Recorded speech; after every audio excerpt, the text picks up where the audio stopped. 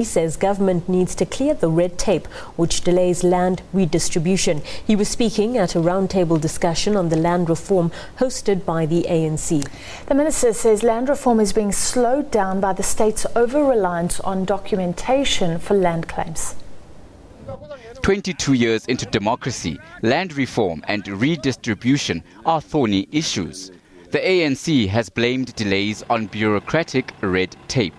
The question is whether this process, therefore, of transferring land from one group to the other is fast enough. Secondly, the question is that's a quantitative question. Then the second question is the one that then asks of us, is the land that you're transferring in production? The ANC has also admitted that the willing buyer, willing seller policy has its own challenges. Now, Section 25 of the Constitution of the Republic does give us space, actually. But for a long time, we didn't use a space. Political analyst Somadota Fikeni has criticized government's failure to enforce its land policies effectively.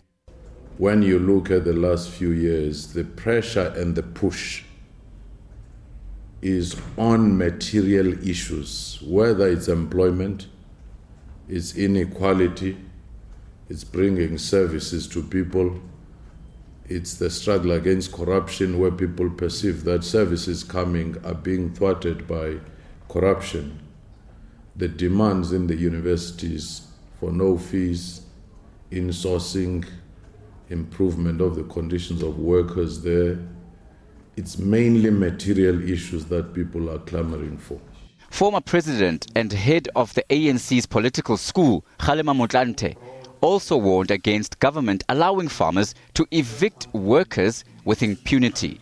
There's legislation, just to back up Professor Fikeni, about the need for courage when you deal with the land question, the need for courage of conviction. There are many labor tenants who live on the land as farm laborers and who get evicted from the land. And this is what causes all kinds of social problems. The ANC says government is also working on refining its land policies to allow black-owned farming cooperatives and rural community farmers to become commercially competitive. Dumalo Mohlaudi, SABC News, Johannesburg.